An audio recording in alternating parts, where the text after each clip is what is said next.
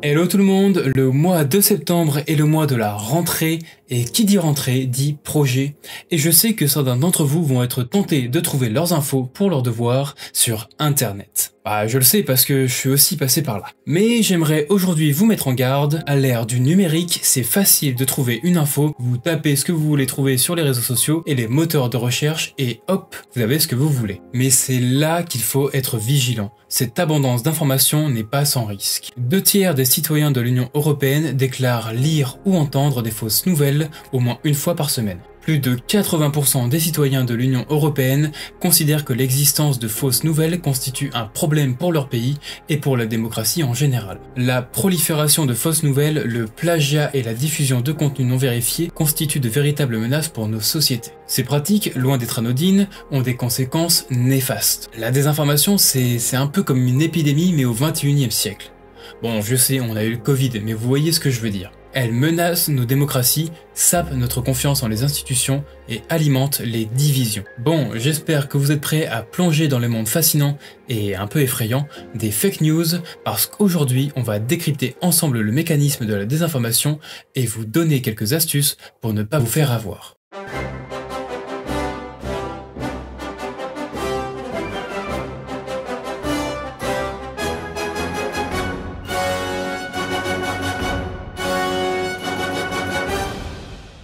Pour commencer, on va faire un rapide historique de ce qu'est la désinformation et depuis quand elle se propage. Alors, la désinformation, selon le dictionnaire Larousse, c'est l'action de désinformer, le fait d'être désinformé. Bon, ça nous aide pas beaucoup ça, c'est quoi être désinformé ? Eh bien, le Larousse nous dit que désinformer, c'est utiliser les médias pour faire passer un message susceptible de tromper ou d'influencer l'opinion publique. Ce qui veut dire qu'au travers différents médias, que ce soit journaux, télévision ou bien encore les réseaux sociaux, certaines personnes étendent leur influence afin de faire passer un message. Née avec l'information, la désinformation constitue une activité permanente. Ces méthodes évoluent en fonction des techniques de communication disponibles. Par exemple, durant l'Antiquité, l'ennemi y était perçu comme un autre, exclu du cadre moral de la cité, ainsi tous les moyens étaient justifiés pour le vaincre, y compris la tromperie, la désinformation et la violence. Les traités de stratégie de l'époque, comme l'Athastras indien ou les œuvres de Sun Tzu, témoignent de cette importance accordée à la ruse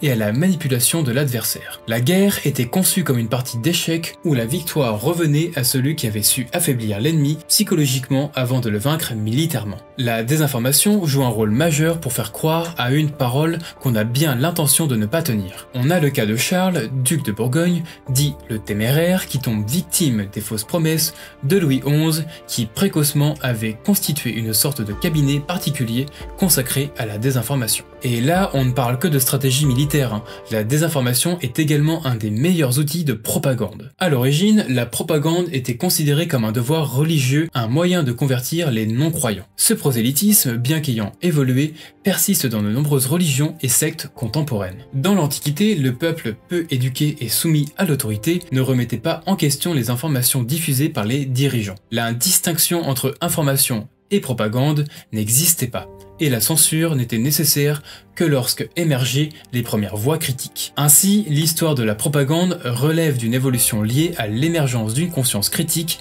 et d'un accès plus large à l'information. On a d'un côté ceux qui écoutent la voix venant du souverain, et de l'autre ceux qui se posent des questions. Toujours dans l'Antiquité, si la démocratie athénienne célébrait l'art du discours, Platon et les cyniques mettaient en garde contre les dangers de la rhétorique sophistique. La critique platonicienne établit la distinction entre doxa et épistémé, c'est-à-dire entre l'opinion vraie et le savoir scientifique. Parce qu'il faut bien comprendre que la première n'est jamais qu'une approximation qui tend à se faire passer pour la seconde. Et ça s'applique encore aujourd'hui. Il suffit de regarder des chaînes comme BFM ou CNews pour comprendre tout ça. Ces chaînes capitalisent sur des sujets souvent racistes, qu'on se le dise, et fait passer ça comme une vérité absolue. Et bien évidemment, elles ne se basent souvent sur aucune source, seulement sur une opinion qui vise à introduire des idées. D'où l'intérêt de savoir et de comprendre ce que vous regardez. Et si là je parle de chaînes télévisées, c'est encore plus flagrant avec le cas des journaux, car ils ont existé avant la télé. L'imprimerie a bouleversé des modalités traditionnelles de diffusion des idées et de savoir. Et en général, une autorité supporte mal la critique de l'organisation et du fonctionnement du gouvernement. L'autoritarisme ne tolère ni la divergence d'opinion, ni le pluralisme des idées. Il ne reconnaît aucun droit à la différence. Il cherche donc à prendre le contrôle de l'information et des moyens de communication. Ça facilite la diffusion des idées et ouvre le voie à la manipulation et à la désinformation. Et quand on n'arrive pas à faire taire les idées, on fait quoi? Et ben on les réprime. Et on trouve ça dans de nombreux exemples à travers l'histoire de France. Que ce soit sous Louis XI, sous Louis XIV ou bien encore Bonaparte, les cabinets noirs, qui sont au départ un service de renseignement, se chargent de réprimer sévèrement les auteurs d'écrits séditieux ou de caricatures satiriques. Le pouvoir, agissant évidemment sans contrôle judiciaire, ne s'embarrasse pas des protocoles. C'est l'emprisonnement sans jugement ou pire, la guillotine.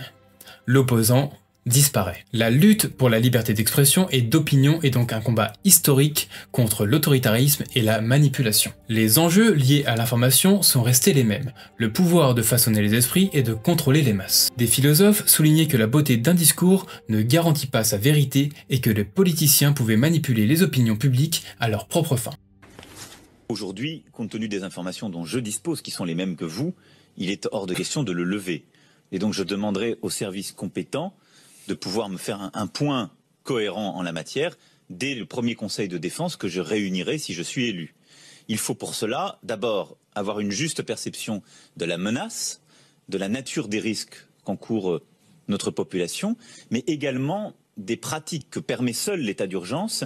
Alors, qu'est-ce qu'il faut comprendre là-dessus? Je veux dire, il sort de l'état d'urgence ou pas? C'est du magnifique Emmanuel Macron. Il réussit le pari de dire en une phrase tout et son contraire. Et on a là un magnifique exemple de ce que ces philosophes voulaient dire. Et ça, c'est juste la télé, et on va être honnête, notre génération ne regarde plus ce média, elle s'informe autrement, et surtout avec les réseaux sociaux. Que ce soit YouTube, Instagram ou TikTok, et bien sûr Twitter, enfin X depuis le rachat de Elon Musk, vous pouvez trouver toutes les infos que vous voulez. Mais vous pouvez surtout tomber sur toutes sortes de comptes qui propagent des idées. Les réseaux sociaux, qu'ils soient un outil de communication puissant, ont considérablement facilité la diffusion de fausses nouvelles. Les algorithmes, conçus pour nous proposer des contenus personnalisés, créent des bulles de filtres qui renforcent nos biais cognitifs et nous exposent de manière disproportionnée à des informations qui confirment nos croyances préexistantes. Non mais imagine un peu, imagine le compte TikTok d'un mec qui croit que les reptiliens existent. La viralité des contenus, notamment ceux qui suscitent des émotions fortes,